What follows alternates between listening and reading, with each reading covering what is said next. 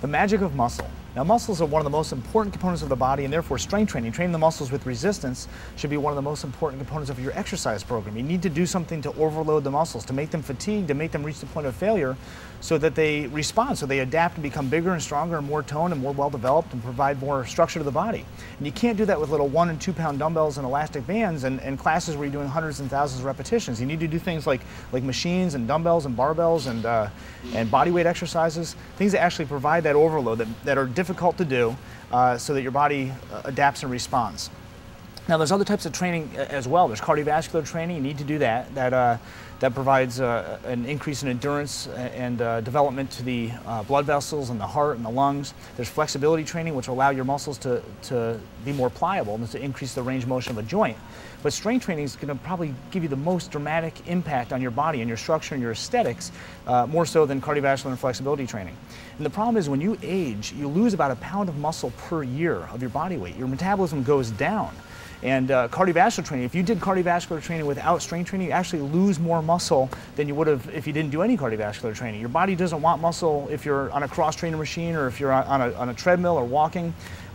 It wants to lose weight, whether it's fat weight or muscle weight. So your body weight goes down, and what you need to do is strength training to get that muscle back up. And muscle dictates metabolism. It doesn't matter what weight you are, it depends more so on how much fat and how much muscle you have in your body, what components of that. You could weigh the same that you weighed in high school. Say you're 20 years or 30 years post-high school graduation, you go back to your reunion, you're the same weight, but your body's a completely different composition. Take Derek, for example. Now, this is a before picture of Derek, thankfully, when he first came to me. He had never worked out before in his life, and he had a diet that consisted of basically cheese and oil and mayonnaise sandwiches and a whole lot of soda. But over a course of 20 weeks, he completely transformed his physique. His health, his attitude, his entire life changed. It's amazing what a little exercise and a little less food can do in just a few months. Now let's look at this transformation in reverse. Let's assume this is Derek just after graduation from high school or college. This is typically what happens. As we age, muscle mass decreases.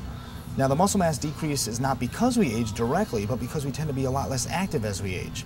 And if you don't have this much muscle to begin with, the change can be really debilitating. So let's say that these pictures represent Derek at his college graduation and at a 20th year college reunion. Actually, let's have some fun with it and make it a 30th year college reunion. This is a dramatic example of what typically happens to people. As you age, you lose lean, metabolically active muscle. Now, in these two pictures, Derek weighs the same amount. He really does, around 170 pounds. But in the picture at the right, he has 15 pounds less muscle, obviously counterbalanced by 15 pounds more fat. Same weight, different body. And as you can see, weighing the same amount that you did in high school or college doesn't necessarily mean that you have bragging rights. Also, in this example, with 15 pounds less muscle on his body, Derek would now gain weight at the rate of more than 1 pound of fat a week if he ate the same amount of food that he did in college. So if you have muscle, it's really hard to have fat, and definitely vice versa. The impact of strength training on fat loss and metabolism is so strong, I probably could have named this DVD Healthy Introductions to Fat Loss. Probably sold an extra copy or two. But fat loss is dictated by how much muscle you have. If you raise your muscle mass and raise your metabolism, you're going to burn more fat 24 hours a day. And let me assume you're sitting down watching this DVD on a couch, or at least sitting down watching this. You burn about 80% of your calories from fat while you're at rest, while you're sitting down. The only other activity that would burn a higher percentage of calories from fat is sleep. So when you're sleeping, your body wants to use the most efficient form of fuel. And you have a lot of fat in your body, not you specifically, but just people, have a lot of fat and very little carbohydrate. And those are the two sources of fuel that your body can run on. So your body would preferentially like to use the fat versus the carbohydrate. And the way to take advantage of that and turn it into like mini exercise sessions all day long when you're at rest is to raise your metabolism. And the only way to do that is by increasing muscle. So if you increase muscle, you've raised your metabolism, you're still burning that 80% of your calories from fat at rest, but the thing is, because your metabolism's higher, you're burning more fat overall, more quantity of fat. For example, if you gain like 5 pounds of muscle, which isn't a lot, it's enough to make an impact on metabolism, but it's going to be compact and aesthetically pleasing. It's not enough to be big and bulky. But and don't worry about that. Don't get muscle phobia and be afraid you're going to gain too much muscle. You can always take a week or two off and shrink back down a little bit and be right where you want to be. Muscle doesn't turn to fat, by the way, when you stop training. So you want to raise your metabolism, keep it up there. If it's too much, you can always cut back and tone it down a little. But if you gain those 5 pounds of muscle, that's enough of an increase in metabolism that you can burn an extra pound of fat every 2 weeks, just sitting down on the couch, just sitting down. And all the time you spend at rest during the day, you have sleep, you have TV, sitting on the couch. When you're eating, you're sitting down probably. You're commuting, you're driving your car or whatever, and you're sitting at your desk at work. You're sitting, talking on the telephone. Most of your activity during the day is at rest. So all those activities could be little mini exercise sessions if you have enough muscle mass. If you've raised your metabolism enough, you can burn fat all day long during those activities. That's a huge source of fat loss for a lot of people, and strength training is really the best way to go about doing that. There's a lot of other benefits of strength training as well. One is blood pressure. Systolic, the top number, and diastolic, the bottom number, are both reduced at rest by strength training. The reduction is even greater if coupled with regular cardiovascular exercise. However, keep in mind that blood pressure does increase during exercise, so be careful, start slowly and progressively, and most importantly, breathe. No breath holding while you're lifting weights. Another is blood lipid profile. Research shows a decrease in blood cholesterol from strength training, and some studies actually show that the decrease is similar to that of aerobic exercise. Once again, it's probably best to do both. Strength training also increases the uptake of glucose, or blood sugar, by the cells of the body. This can have major impact on people suffering from hyperglycemia, hypoglycemia, and adult-onset diabetes. Joints will also be more stable because of strength training.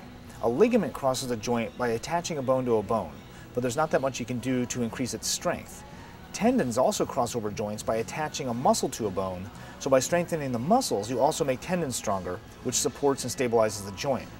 Because joints are often the weak links in the body, working muscles and thereby working the tendons through a full range of motion can greatly reduce your risk of injuries. Bone density. This is one of the primary reasons why women begin an exercise program. Now remember, if you're told to do weight-bearing exercise by your doctor, that doesn't mean just walking or hopping on a treadmill. That's only one type of weight-bearing movement. By strength training with a wide variety of exercises, you're basically pulling on your bones from a wide variety of angles, and the more the merrier. You want your bones to be strong for all activities, not just walking. Strength training, as well as cardiovascular training, has been associated with a bolstered immune system. So even though you may get sick of exercising once in a while, you'll be less likely to get sick by exercising once in a while. Believe it or not, strength training actually eases the pain of arthritis, both rheumatoid and osteoarthritis. But if you have arthritis, you should pay extra special attention to proper form and should sometimes limit range of motion if a particular joint bothers you. But there's a lot of ways to work around painful joints and problem areas and even injuries. You have over 600 muscles in your body, so if only, say, your right knee hurts, it doesn't mean you can't work the rest of your body. And last but not least, following proper strength training principles can help you reduce lower back pain. And 80% of Americans have low back pain. I have it myself. I broke my L5 vertebrae, my last lower lumbar vertebrae in my back. And it's helped me, it can help you. So, and check out our Healthy Introductions to Reducing Lower Back Pain DVD. So strength training has so many benefits. You can increase your ability to function, increase your athletic prowess, reduce your risk of injury, increase self-confidence. There's so many different things that strength training helps you improve. You're gonna love it. So on to our next menu item, which is training tricks.